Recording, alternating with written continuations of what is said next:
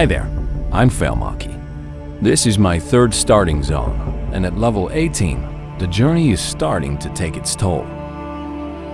Beyond the rugged peaks of the Barrens lies a land of golden plains and towering mesas, the ancestral home of the Tauren. Here, the wind carries ancient whispers, and the spirits of the land still guide those who listen. But even in this peaceful place, danger stirs. Harpies, gnolls, and greedy prospectors threaten its balance. Let's explore Mulgore, its beauty and its history.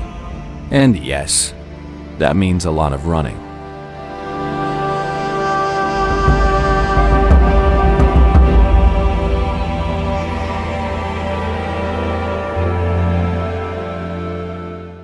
Surprise! Once again, it's time to kill everything, but this time, go help an old lady. That sounds peaceful, right? Actually, that sums up the whole zone pretty well. It's peaceful and nice. You carry mothers and provide the rights of the Earth Mother are the steps a young Tauren needs. But there are a couple of camps that can be very dangerous if taken too lightly. Thank you for these provisions. I've played through this zone a couple of times, but I think I've never completed it fully. What really surprised me was the sheer amount of running. Also, I wasn't feeling well while playing, so I started to feel loopy at times and miss some things while recording. There were about 20,000 clips where nothing happened because I kept messing around with the recording keybind. So, what do you think of my new UI? This is pretty much what I always end up using, with one exception this time, the unit frames. Honestly, they're positioned differently because screen sizes have gotten quite large. And sometimes during combat, it's cumbersome to keep looking at the left corner. It'll take me some time to get used to, but I'll manage. Plus, it helps when creating shorts since I don't have to keep masking the unit frames. Here's something interesting I didn't know about. I have run through these plains for many, many seasons, and I have hunted great beasts, and I had never been bested until I faced Ghost Howl. Long ago, the massive wolf was an ally to the Tauren and fought bravely against the Burning Legion, but he was wounded savagely by a demon, and the tear in his flesh never healed. Eventually, it drove Ghost Howl mad. Now he roams the plains in agony, seeking an end to his pain. To my shame, when we fought, I lacked the strength to slay him. I knew there was a quest mob somewhere, but I didn't realize this Tauren actually tells us a story about it. This makes the game feel a little more like an actual role-playing experience. More killing quests. Woohoo! Is it just me, or does this area seem way bigger than the others? There is a war against the Quillboars. They're trying to invade Tauren hunting territory. And while Tauren seem to really enjoy hunting and testing people, but there are plenty of other enemies too. Grave robbing gnolls again. Seriously, do they ever stop?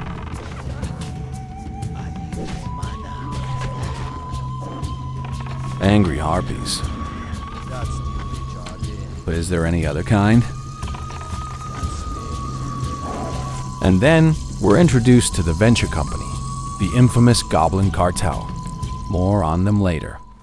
Dwarves who are trying to conduct an archaeological dig, and that just won't do for the Tauren. Let's return the first batch of the quests and move on. You're lucky. You get to see the edited version. Meanwhile, I was standing here, wondering where to go next.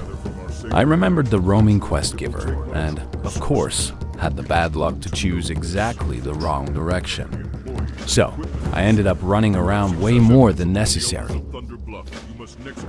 But here, every quest is so scattered throughout the zone that, without any kind of guide, following the optimal route would be nearly impossible. Since I'm editing this and not in a hurry, I just did them all in random order.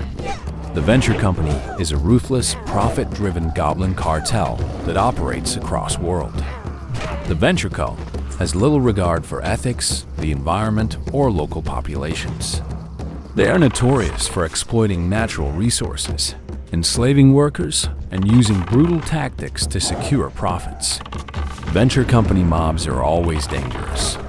Maybe not as infamous as Murlocs, but they've made me use a spirit healer way too many times. They have casters, melees, and engineers packed closely together in camps and mines, and they seem to have a very long aggro range. So again, if you're playing hardcore, be careful around them. Their tribes and chieftains, but it appears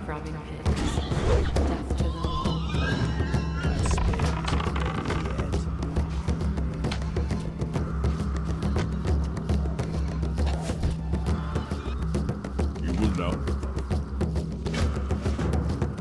Well done. You have sent those foul bristlebacks a clear. Now, let's hunt our way to Thunderbluff. It's a beautiful place, but also very, very deadly.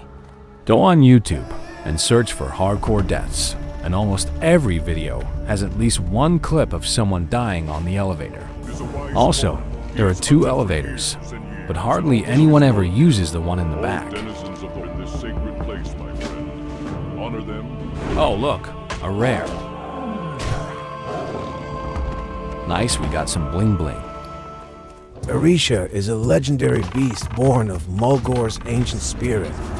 Once a revered guardian of the plains, human greed twisted its nature into relentless ferocity. With eyes burning like ancestral fire and a stealth that strikes without warning, Orisha roams the golden fields, a testament to nature's wrath against defiled lands. Now, I just had to see what AI would say about this quest. I really like these quests where there's some lore, and you just have to go find the mob and kill it. I found the Ghost Wolf I was told about earlier. Sadly, as I mentioned, I wasn't feeling well, so I forgot to press record. But I got another rare too. Anyways, it drops a cape that gives you a quest to find someone who knows about the Ghost Wolf. And since we've already talked to that guy, we know where we're going. Now, we're killing some harpies again, and I think we're nearing the end of the zone. It's funny how this video is going to be shorter. But in playtime, I think this took me the longest so far. The sheer amount of running and backtracking is crazy. Also, anything to do with Thunderbluff without a flying mount just takes its time. Returning the final quests, and we're done. I had to explore some locations I missed, but I did that without recording. As I mentioned earlier, the zone is very peaceful, yet there's still plenty of war going on. It feels like everything was added just to provide conflict for the Torrent to level up.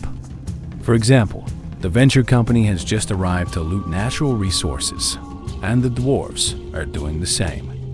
Harpies have migrated from the Stone-Talon Mountains, and it seems only the Quillboars are the natural enemy here, and they seem to have them under control.